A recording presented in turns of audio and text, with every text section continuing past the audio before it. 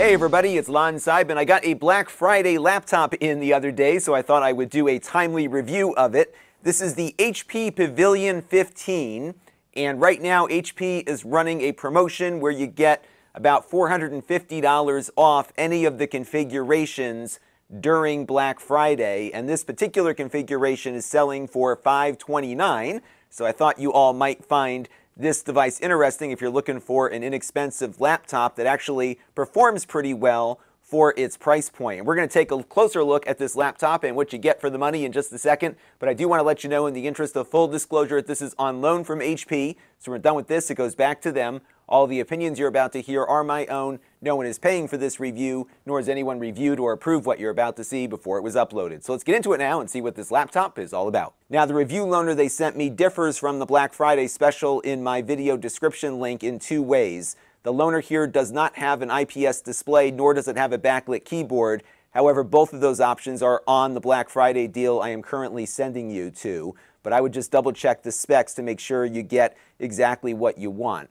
Now, all versions of the Pavilion 15 have a 15.6-inch 1080p display. They're not very bright. They only run at about 250 nits, irrespective of the display option that you choose. This one is running with the Bright View display, which is a TN display. It doesn't have very good viewing angles. You've really got to get the display positioned perfectly to get a good image out of it. Not the best experience, so I would definitely go for the IPS display, which will look a lot nicer and be viewable at more angles. It actually looks better on camera than it does in person at the moment. Now inside, this one actually has a pretty good configuration for its price point. An i7 1355U processor from Intel. It supports the Intel Iris Xe graphics, so we'll have some gaming potential on this as well. It has 16 gigabytes of dual-channel DDR4 3200 RAM. The RAM is socketed, although I don't know if you can go beyond the 16 gigabytes that this one is configured with. I did not find any information on the specs about that. It also has a 256 gigabyte NVMe SSD, and you can swap that out for a larger drive later too. So this is one of those things where you buy the lower end configuration and then kind of wrench on it a little bit as you need to add more capacity to it. Now, the build quality on this won't knock your socks off. It is mostly plastic. It weighs 3.86 pounds or 1.75 kilograms. So the weight isn't all that offensive for a 15-inch laptop, but because it's mostly plastic, you do have a bunch of flex on the case here. This is kind of what you get at the lower end of the market, but as you'll see in a little bit, the performance makes up for some of the shortcomings in the overall build. But the keyboard is decent on this one. You've got large, nicely spaced keys. Many of these units have backlit keyboards. It's got a nice sized number pad here as well, so that's a nice thing to see here. The trackpad isn't bad either.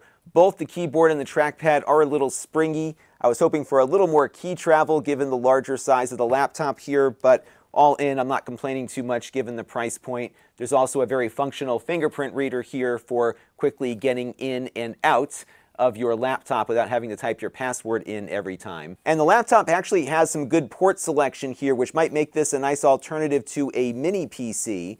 The first port I want to point out is the HDMI port here. This is an HDMI 2.1 port, so you can get 4K displays going out of this running at 60 Hertz.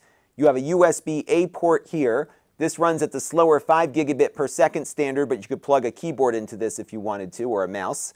Over here, you've got a USB Type-C Gen 2 port, and this is a full service port, so it supports power in, it supports DisplayPort 1.4 out, which means that you can get a total of 3 displays going out of this, 2 through the DisplayPort output here if you've got the right docking station, along with your third display being the HDMI output. And in addition to power and video, your data devices will continue to work over this port. There's a lot of great docking stations you can find out there that plug right in and get this laptop up and running with a single cable when you get it on your desk. And I just wanted to make one addendum on the USB Type-C port. You'll notice that there's a little lightning icon next to the USB icon here. This does not make it a Thunderbolt port. This is only USB-C. That lightning logo indicates that this allows you to charge devices that are plugged into it. So if you're looking for a docking station, make sure you get one that is a USB Type-C compatible docking station, not a Thunderbolt one. Over here you've got a combined headphone microphone jack. On the other side, we've got another USB-A port. This is another 5 gigabit per second port. You have a barrel connector for the power here, so you can plug the barrel in here with your included power adapter and keep that USB port clear, or power it through the USB port if you wish. And then this is a Kensington lock slot.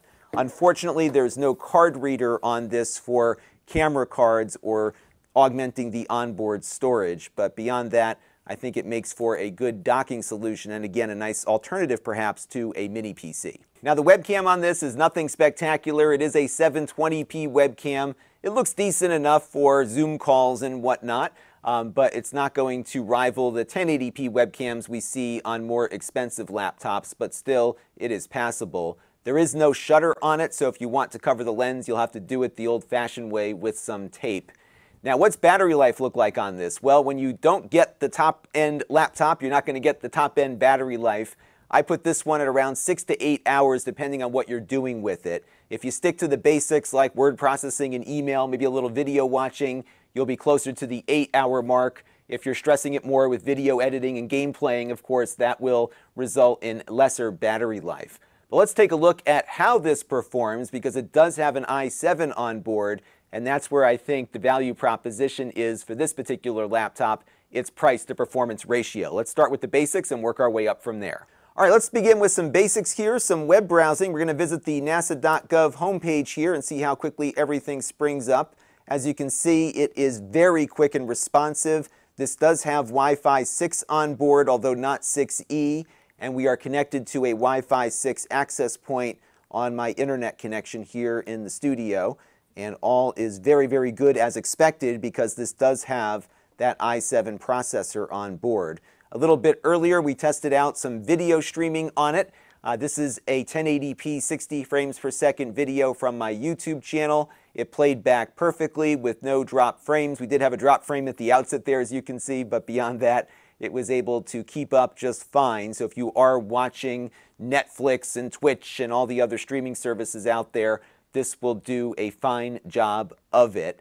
The speakers aren't spectacular on here. They are stereo but downward firing. The audio quality is a bit on the tinny side as expected, but you can of course connect headphones up to it or use Bluetooth headphones for better sound. And on the Browserbench.org speedometer benchmark test, we got a score of 315 running in Google Chrome.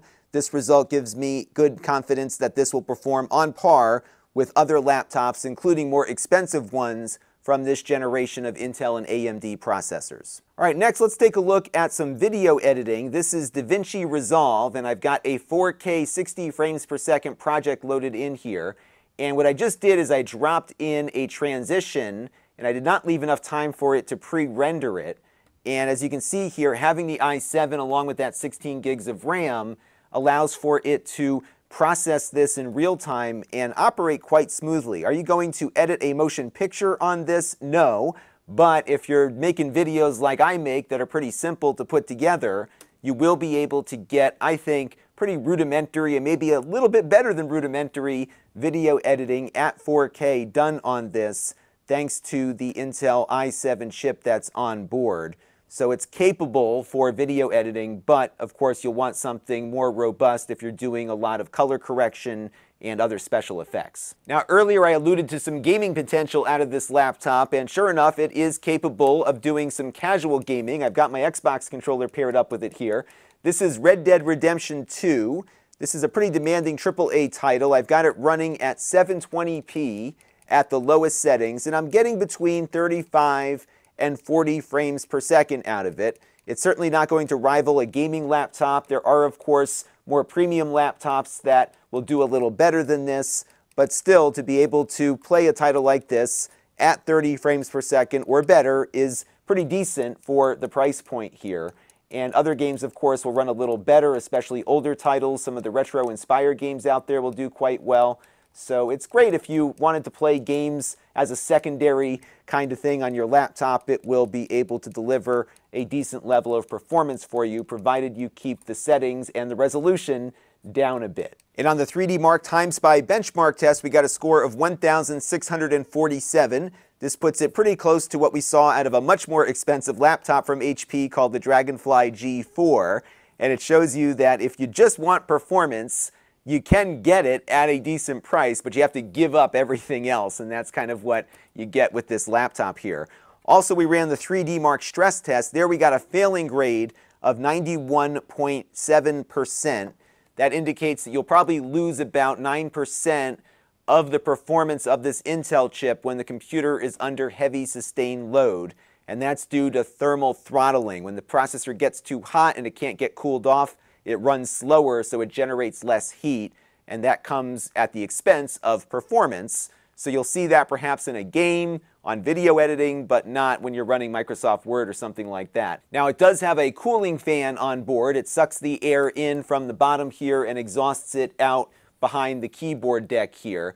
The fan is not that loud, even under load, so it won't be all that distracting. But generally, you're not going to hear the fan all that much unless you're doing something that really pushes the laptop. And one last thing to check out here, and that is its compatibility with Linux and other alternative operating systems. I did spin up the latest version of Ubuntu, and everything here seems to be working just fine. So the video works, the Wi-Fi is working, the Bluetooth, the audio. As you can see here, we're playing a YouTube video, and all looks to be pretty good here.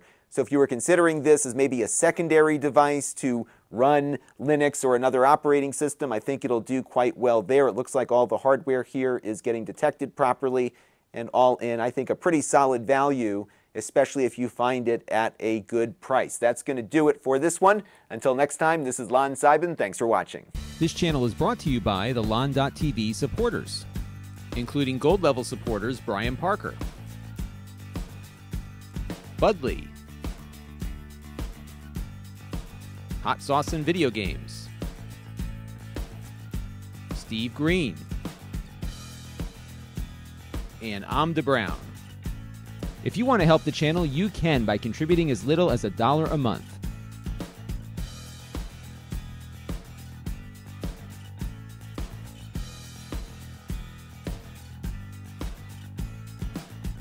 Head over to lon.tv/support to learn more.